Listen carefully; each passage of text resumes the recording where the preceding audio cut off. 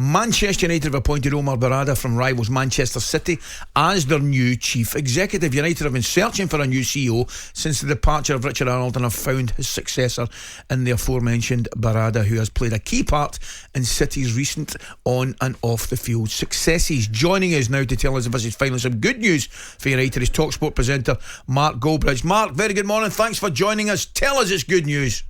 Yeah, morning, Andy, Ali. I think Morning, it is Mark. good news. Yeah, I think it is good news. You know, I don't normally come on here and talk about good news, but yeah, genuinely think it is. It's a real coup, isn't it? To take, I think, it's good news because it's so funny. On Saturday, no one knew who he was from a Man United fan base, and now everyone knows who he was. But I think that the verification comes from the people like yourselves and other top journalists who know this world, who are saying, wow, this is amazing, this is really good. So yeah, there's a lot to be encouraged by when the CEO is a very important person at a football club, isn't it? Mark, it's often been an area that's been criticised, that I don't just mean recruitment, I mean perhaps the way that United have acquired their players over the years. Now, look, City, of course, with pretty much bottomless pits, they can go and buy off the top shelf wherever they're looking.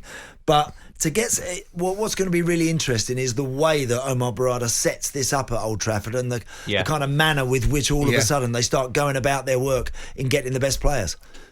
It's an end of an era for Manchester United. I think if you look at what this Berrada is all about, it's a vision, and I've been reading a lot about it. I'm sure everybody else has. And if you look at some of the decisions they've made that specifically link to Manchester United mistakes. So Harry Maguire, Man City were interested. They pulled out because apparently Berrada and others didn't think there was value there. They waited a year and they got Diaz. They were looking at Jorginho. They backed out of that and they went for Rodri a year later. So this is exactly what Manchester United fans have been saying for years. Stop the Sanchos, the Pogbas, the Di Marias, and look more at what Man City do, Newcastle do, Brighton do. It's more clever. You've got to have better scouts and better recruitment to go and find those players. But what better person to bring in than your CEO, who sets the tone and the vision of the club? I agree. One of the other ones, I think, just to back up what you've said there, was Klopp in terms of Van Dijk. Didn't get him immediately, waited. That was the man he wanted and was prepared to wait. Mark, is there any, we know what football fans are like, generally speaking, not just Manchester United, I'm talking football fans in general. Is there any two of the United boys knows out of joint about where Berrada's come from?